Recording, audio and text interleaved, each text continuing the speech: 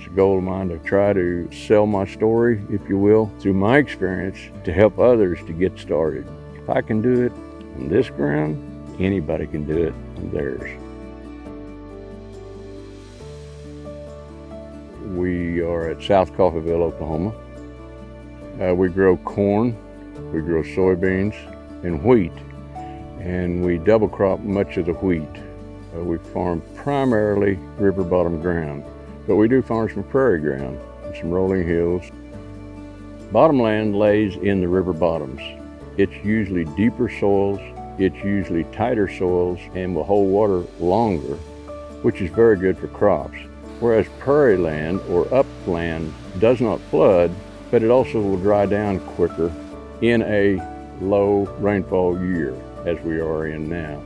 In years past, it was a tough go to uproot some of this river bottom ground with a chisel and or plow, and then you had to disc those clods down, whereas the prairie lands were more silty and was a lot easier on your tractors to farm. And now that we no-till, it's basically the same up or down. We had a major flood here in 2007, which wrecked us, everything we farmed.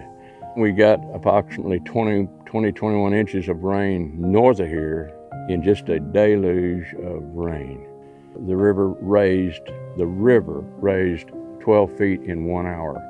So it had come down through Coffeyville, went through the refinery there in Coffeyville. The oil was left running in a tank that they overlooked, and then our homestead was painted with a black layer of oil. And of course it ruined our house, the oil got into that.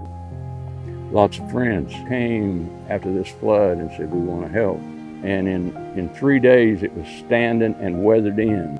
And over a matter of 4 months, we were in it Thanksgiving Day. We were truly blessed by that. It was a godsend. It was a godsend.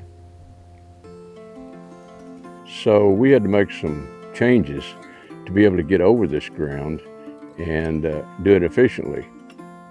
We changed to no-till approximately 2009.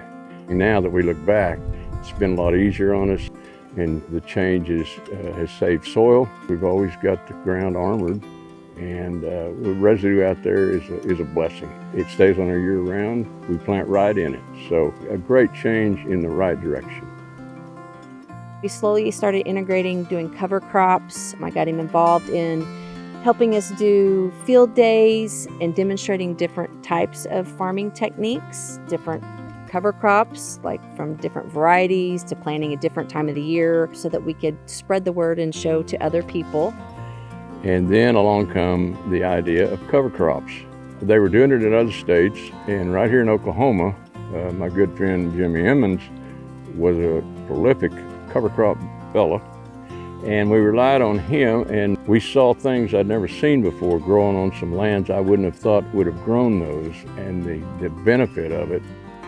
So we started utilizing cover crops, be it rye, clover, turnips.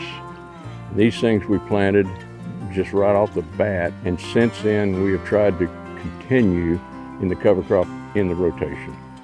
We see quite a bit of benefits because we have reduced our herbicide usage, and if you take a shovel out there and uproot that ground, the diversity underneath that soil is changing with the cover crops. So I think it's a great benefit, as well as armoring the ground for these 5 and 6 inch rains that hammer us at times. We don't worry about that. And when it gets hot and dry as it is now, our crops seem to go longer before they absolutely give it up. We're seeing that this year. We know there's economic values in it because I have a crop, and it has lasted longer than some of my neighbors without any cover on that ground. And on this farm, we work with drainage areas that would direct water into a main flow drainage ditch. With the cover crops, it slows things down from just flashing off. I'm very confident in what we're doing on our lands and the drainage areas that we've got directed toward the way we want it to go and not across the field. So I know we're doing some quality work there and still have much more to do. Scotty's probably one of my favorites. He is. And he's always been my producer in the county. When I would tell him my ideas, he would always just say, okay, I think we can make that happen. So that's what I love about Scotty. I feel like our farm is a public site.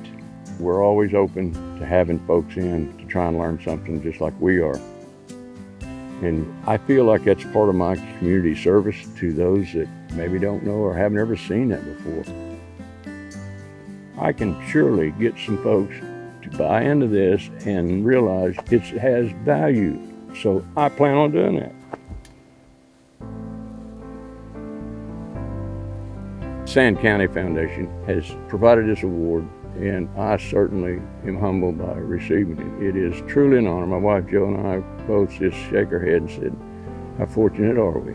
I think he is very deserving of this award, and I am very excited for him. He has really been a pioneer in conservation through his whole life. I'm honored, I'm tickled, and I'm humbled, but thank you.